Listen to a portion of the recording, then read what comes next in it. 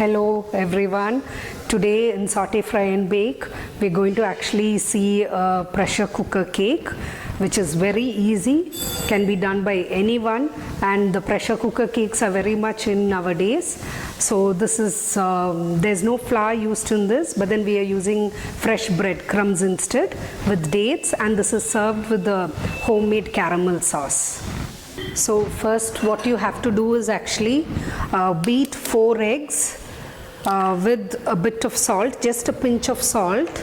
Actually anything sweet needs just a pinch of salt for the sweetness to be felt. It gives a better sweet taste. I'm just adding the salt, just a pinch would do, not more, just this much.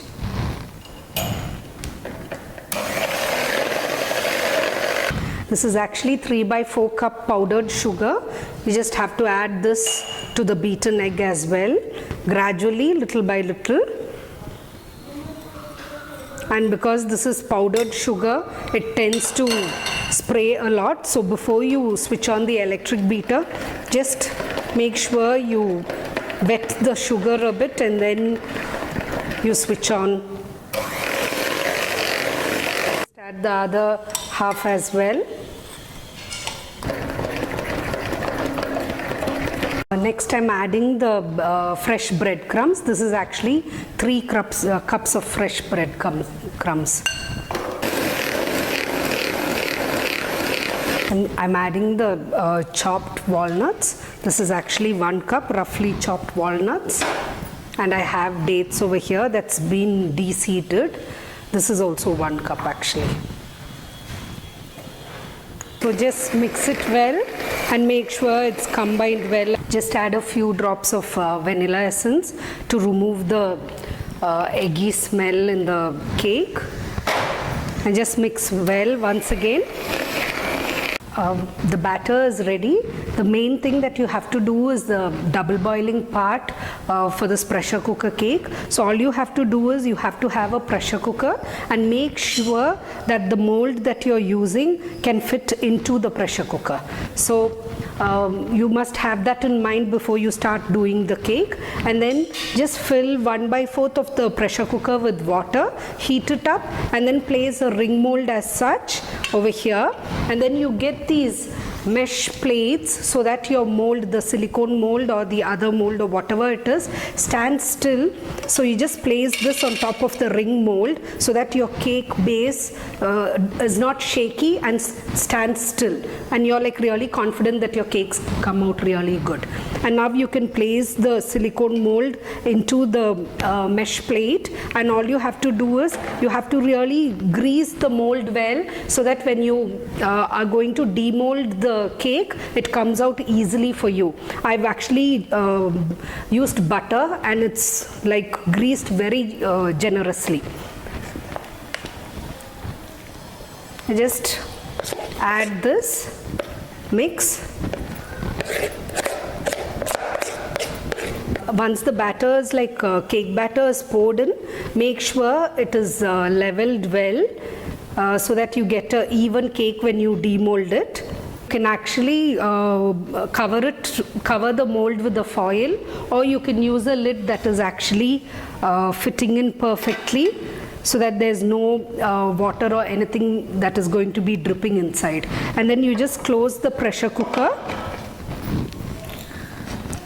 Close the pressure cooker and just cook it for 4 whistles until you get to hear 4 whistle sounds in medium heat, and that's it, your cake is done. By the time the cake gets cooked, we'll start with the caramel sauce. Just heat up a pan and add 3 cups of sugar.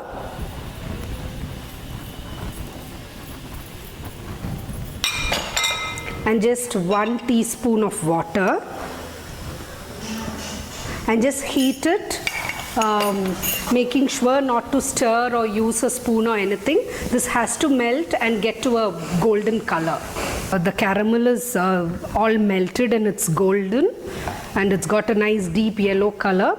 You can add the butter now.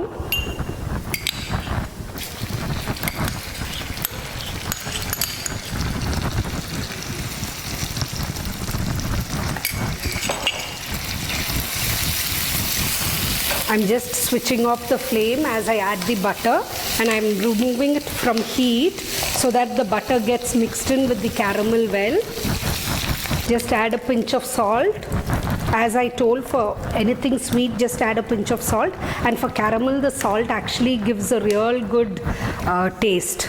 I'm going to add the cream. Before adding the cream, just make sure it has no lumps and just mix it up well, and then you could just add it in batches of 2 or 3 and just mix it up.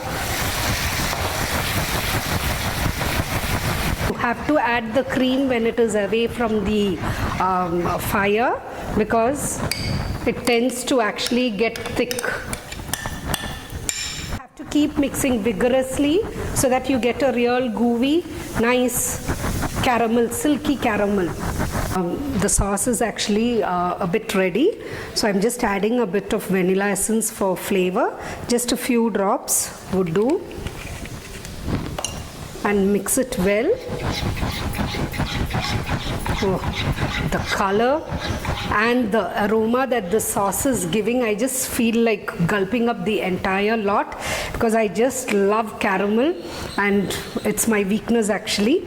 And just look at this sauce, how silky smooth and velvety it is. It's really gooey and good. This is actually just yum, nothing else other than that. And it's done. The caramel sauce is done, and the cake is also done. It's been pressure cooked for 4 whistles. All we have to do is let the whistle sound subside on its own, and then we have to remove it, cool it completely, and then you have to demold the cake. The caramel sauce, in case you get lumps, just don't panic, because you could strain the caramel sauce anyways. But make sure when you're making the caramel sauce, once you add butter and remove it from flame, never to keep it back over the stove top or the flame, and you have to do real vigorous stirring. Only then you get velvety, thick, gooey caramel sauce.